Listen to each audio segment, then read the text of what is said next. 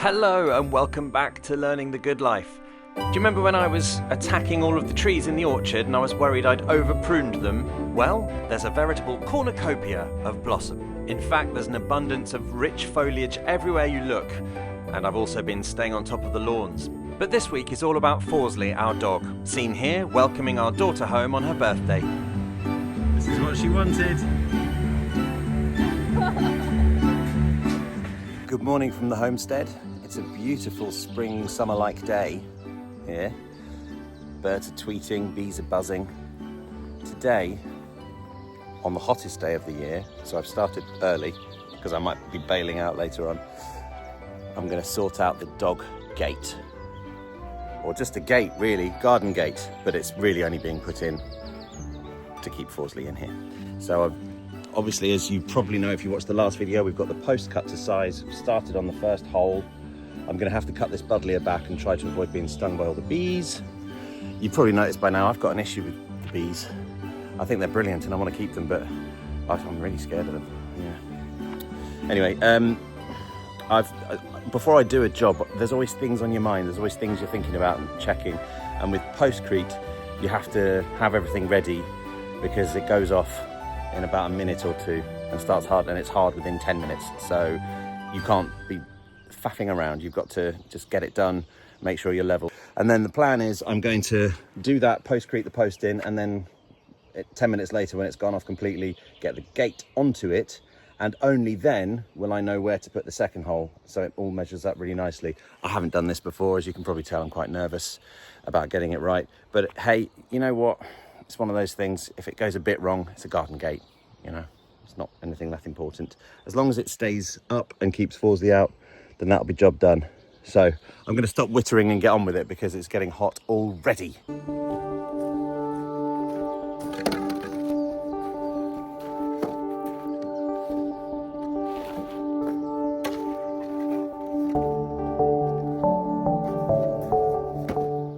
I decided that since I didn't have the right paint and I would have just been doing a bodge job, that I would actually try this, which is I've never done before, but it's a blowtorch, which I use for the gravel for getting rid of weeds, which is a nice eco-friendly way of getting rid of weeds.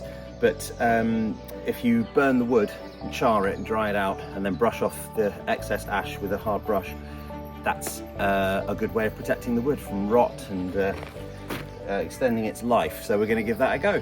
Why not? Better than a bit of cuprinol, I'm sure. These are some little rustic ones that I found, again, left over in the steadings that I'm just going to use probably in the future to sort of extend the gate bit out. But these are the main two posts. So I'm going to blacken them all up now, see how I get on. Be fun. See if I can remember how to use this. Oh yeah, there's a button here. That's right. Gas on. There we go. I'm going to test it out first on these guys. Yep. Yep, that's getting black. Not going as quick as I thought, it might take a while. So in which case, because I don't want to run out of propane, I'm going to start on these guys. This is taking a lot longer than I expected for it to go blackened. I'm just being a bit impatient because this is supposed to be the quick bit before I do the difficult stuff. But I am going to persevere, but I'm just going to do this bit because the cuprinol has embedded, so that will protect it. I know it's going to probably go into the hole about up to there, but as long as this bit, and particularly this bit, is protected, then that should at least extend its life. Probably not as long as I could if I did everything properly, but I'm impatient today and I've got lots to do, so I want to get on with this job. So yeah, cue the time lapse.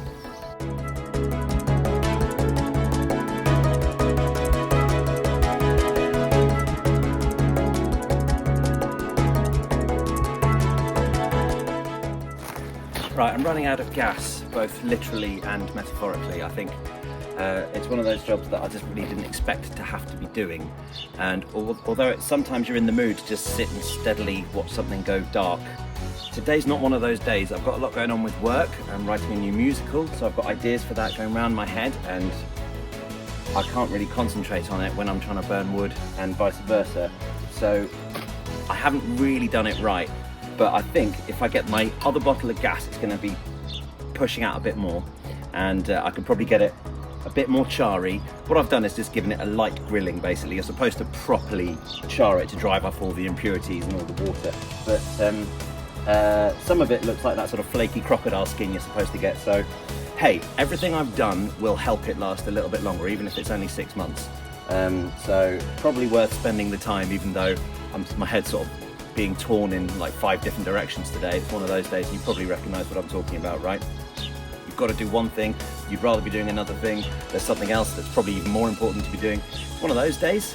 You get that a lot in this sort of life, but still needs doing. So I'm going to do it. I'm going to get my gas and finish this job and then go and dig a hole, and then, maybe then, get back to work, proper work.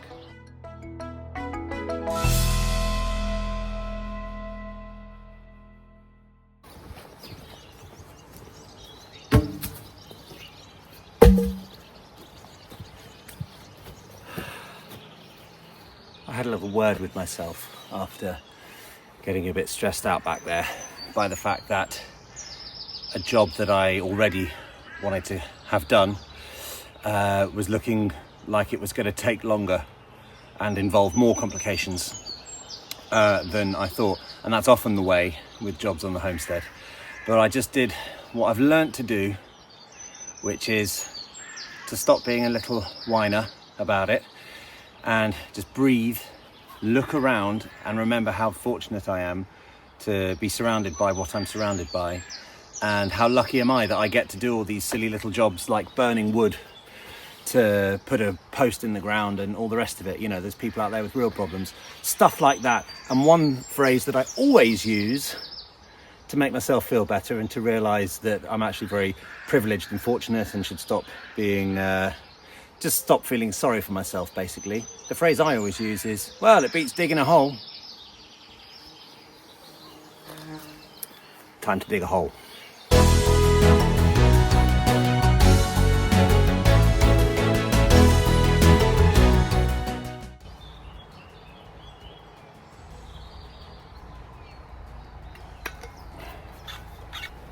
Right, let's get this hole dug.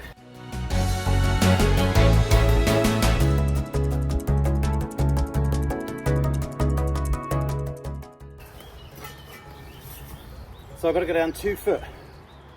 That's just over a foot, I'd say.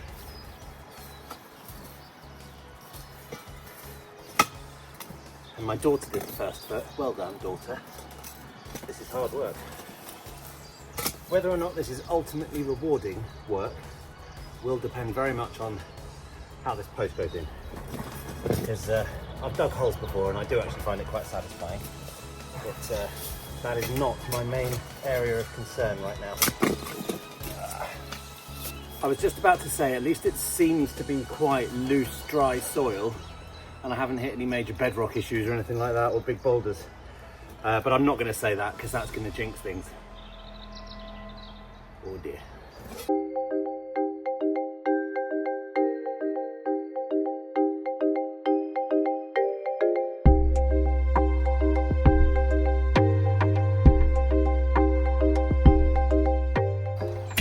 Okay, it's just shy of 2 foot, but I've had enough of digging a hole, so I'm going to put the postcrete in. I think I want it that way around, so you see the nicest finished bits. I will paint everything after, but yeah, I think it's time for postcrete. I've got my level, got my water.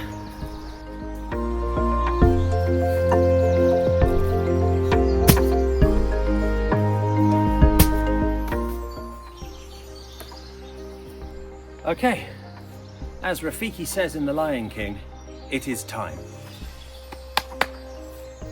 Water, about 1/3 to 1/2 of the way until it stops soaking away. This is just my mental checklist. And then you pour the postcrete evenly around the base of the post until you can't see any more standing water, it says. And then you sprinkle a bit of water on top, and then you make sure everything's level and plumb. So I don't really think I've got any excuses anymore. I think I've just got to dive in. So it's the fear that I might cock it up that's making me just, you know, that whole thing, measure twice, cut once. This is my equivalent of measuring. I've got my waters. I think I've got enough water. and there's a hose there if I need to quickly get some. Postcrete, I don't know whether only one or, the guy in the shop said 1.5 bags, but this is only a small post, so I think one might do it.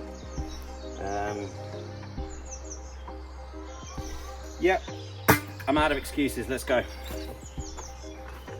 Keep all your fingers and toes crossed, please.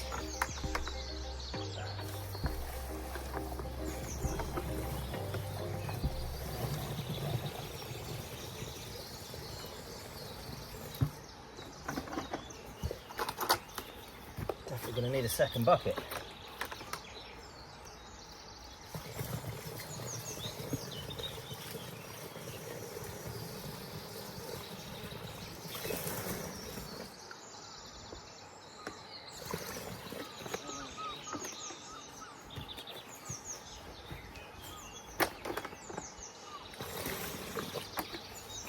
Okay, here we go, Postcrete, in you go.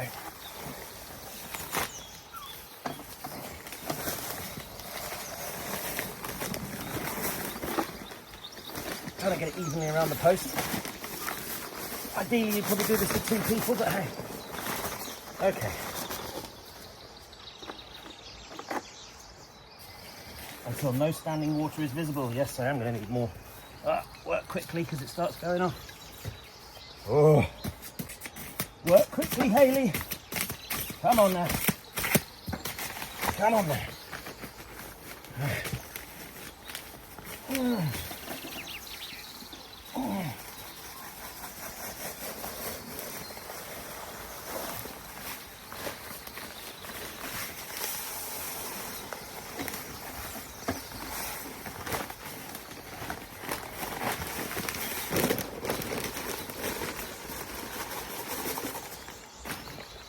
Still a bit of a wet mix, I'd say, but that's probably a good thing in terms of this. So, here's the crucial bit to make sure it's all level.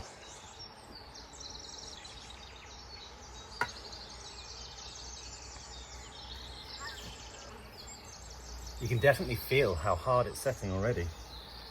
I think we're okay. Yeah, that's good. Good. The only thing I didn't do was be careful of where I was doing this angle, because the post obviously could rotate around, but actually it's looking about right for what I want. And to be fair, I was able to visually use the sort of squarish oblong of the hole, so. All right. In 10 minutes, I can get the gate on. Maybe a bit longer to be sure, because it's quite wet. Doesn't look very straight, does it? But it is. Let's just check it again from this side. So unless my level is broke, that's level and plumb. It doesn't look it to my eyes, but then my eyes have been broke for lots of years, so I'll trust this. Right, let's have a look at this then. I've given it about 20 minutes. Yeah, nice. Very, very sturdy. There's still a bit of glistening stuff on top, but I think I'm safe to proceed, because that is, yeah, that is not going anywhere. Brilliant. So I can fill some soil back on top, and then what we need to do is we need to get these guys on that are going to go, I think, on this side, and then I'll hang the gate and we'll see how it looks. Ooh, progress. Let's go.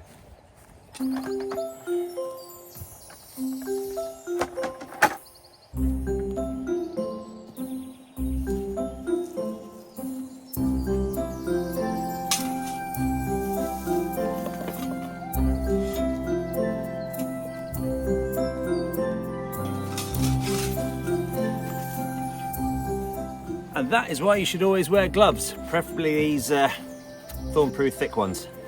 There's always bits of broken glass lying around, old bottles and such. Not today, glass. You ain't caught in my hand.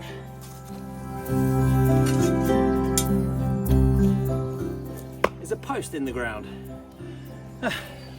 It's amazing how much pleasure you can take from a job that you're a bit scared of at first and you've got no idea about.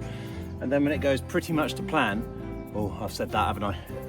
I mean, it's a bit of wood in the ground and it's solid, so I'd say that bit has gone to plan. Yes, it's very nice. Very nice indeed. So, here's my gate.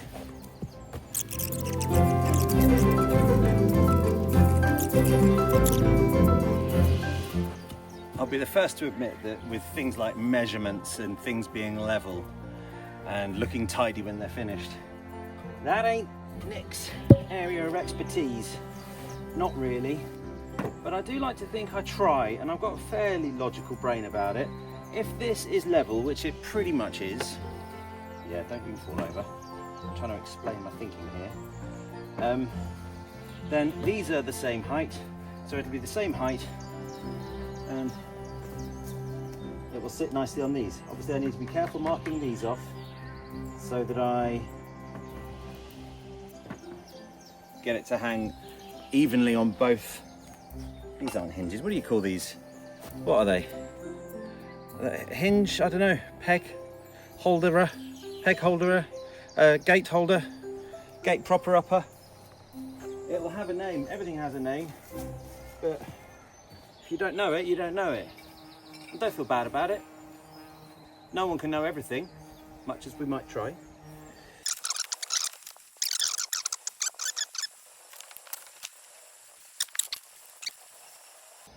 Someone who's good at this stuff, tell me, I've never known about this. I've always wondered, when you do a pilot hole for a screw, should it be the same size as the screw or slightly smaller so that the screw can still bite into the wood? Because I've tried it both ways and the results have been inconclusive at best. So this is about the same. It's definitely not bigger. Obviously I know that drilling a bigger hole than your screw would be dumb, but this isn't. So, or is it? Or is it? Okay, let's go and get some more drill bits.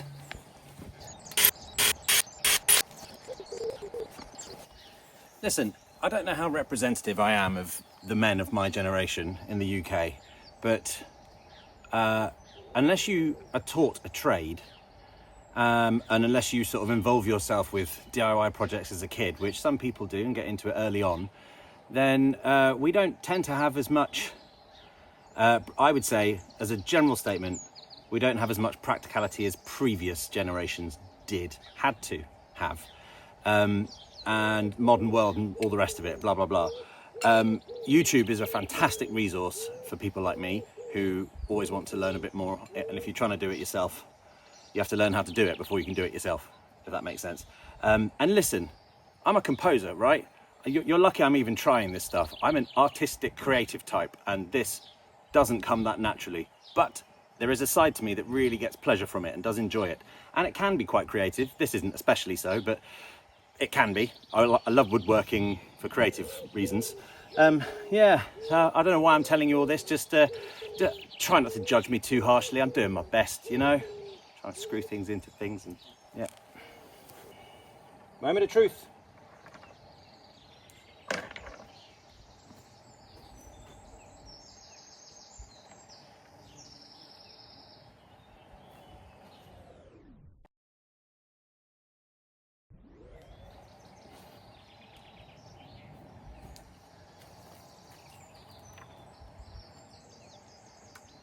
Okay, so my initial burst of feeling very proud of myself and happy that it's actually on and fairly level and swinging has been immediately diminished by the fact that it only opens that far.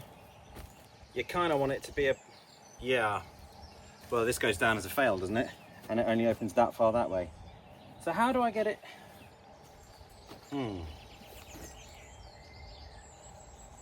To anyone who's screaming the right answer at the screen, I get it. I get how frustrating it is to watch people do things wrong, but I can't learn how to do it right unless I try it first, right? I'm not going to go on a gate hanging course. So that would be to here, fully and properly. And then at least to there, even if it's hanging there, it'd be at least to there. And I'd have a little bit more give that way. So that's what I need to do then. Even if it went to there, it's still opening up. Right.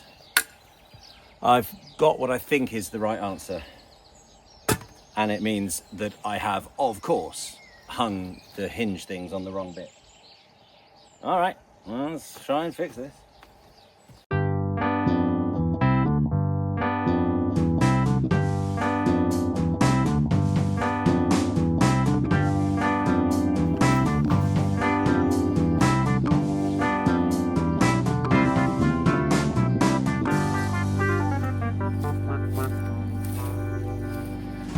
Second time lucky. So it's going to be there, locked into a post there. I might need to put that on the other side, not sure yet.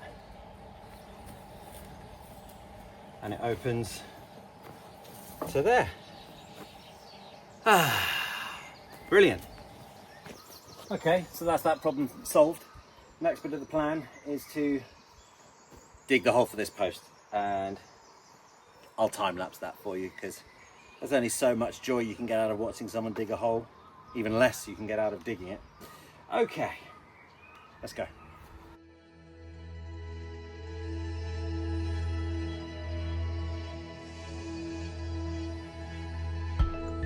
I've dug this one a little bit less deep and wide because I've only got one bag of Postcrete left, and by my estimations, which are nearly always wrong anyway, but I reckon that is needs to be the stronger one, and by golly is it strong. Although this can get slammed into, which we'll obviously try not to do, but I don't think this needs, because it's not as load bearing, is it? So hopefully that's deep enough. It's almost up to where I've charred, which was almost up to the required 2 feet. And yeah, I'm gonna now enter this job with a bit more confidence than I did the first one, which is probably where hubris will get me and something will go wrong. Watch this space.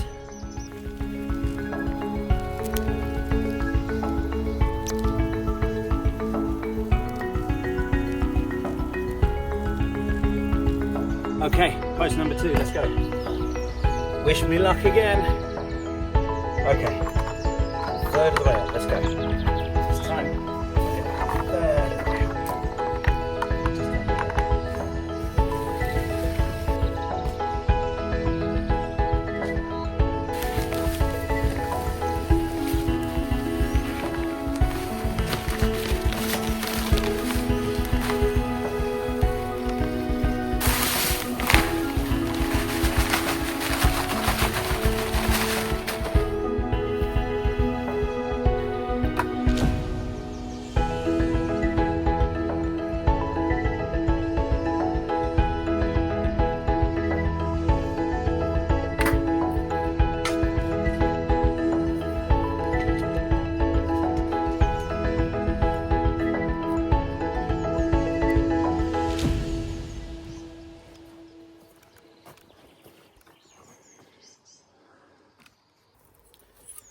So, as you can see, this is where the latch will receive the bolt or whatever it is. And yes, that just about is working. Ideally, you'd want it hitting there, but then it won't be on the post. But I just about got away with it. Have that overhang a little bit. Yeah, cool. Right, so let's make sure it's a nice smooth action. There, yeah, that looks good. Is that going in about halfway? Yeah. Okay, so then we need to mark on there. Okay.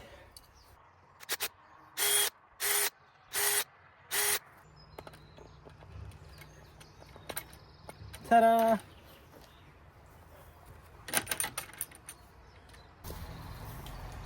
I found it hard to sand the paint off this. We've decided to keep this wooden look, so that one's fine. And this is treated timber, so I don't think I need to put anything else on it, though I might do in future years. I think I can put some paint stripper on that and get that down to where it was, to wood.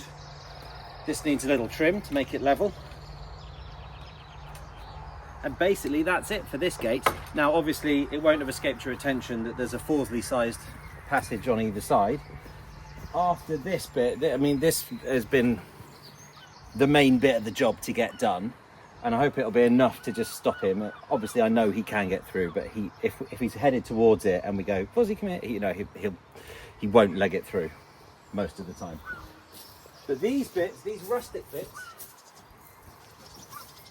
the plan is I'm going to knock these in over here and then just do some branches across. So it'll look nice and rustic. And that doesn't need to be anything other than just a bit of a rustic look, and I'll do that one about there. There's a plant here Becky wants me to keep, so I'll try and put that about there, some branches across, and hopefully that will look all charming and nice. But I'm going to do that at a different time, because as mentioned earlier on, I've got a lot on this week, but I'm happy with that. Very happy with that. Just a final bit of tidying up and we're done with the dog gate. Mwah!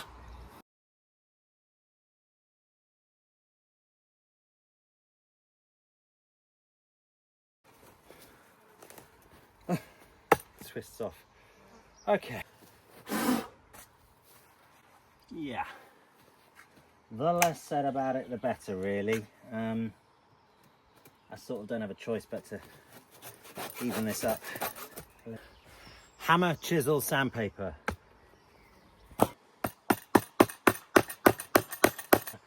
For anyone wondering why I didn't just measure the posts out beforehand, I did, of course, but this didn't go in as deep in the end because I ran out of postcrete.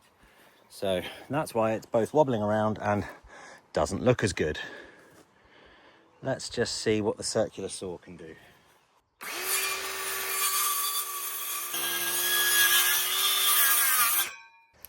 Come on. That's much better. That's a much nicer edge, much nicer surface.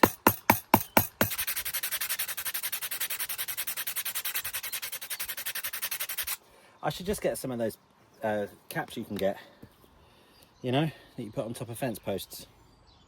I might do that in the future. But for now, let's try and get it as tidy as possible. Okay, I mean, that is not what we in the trade refer to as a proper job. But for now, it's going to do. I'm calling it. Because, unlike when I woke up this morning, we now have a functioning dog gate. I thought I'd try it out on the subject in question, and now after all that work I'm just trying to fight the feeling that all I really had to do to keep him in the garden was bring tennis balls. Come on, buddy. I'd call that a success. So that's it. Thanks for watching. See you next week on Learning the Good Life.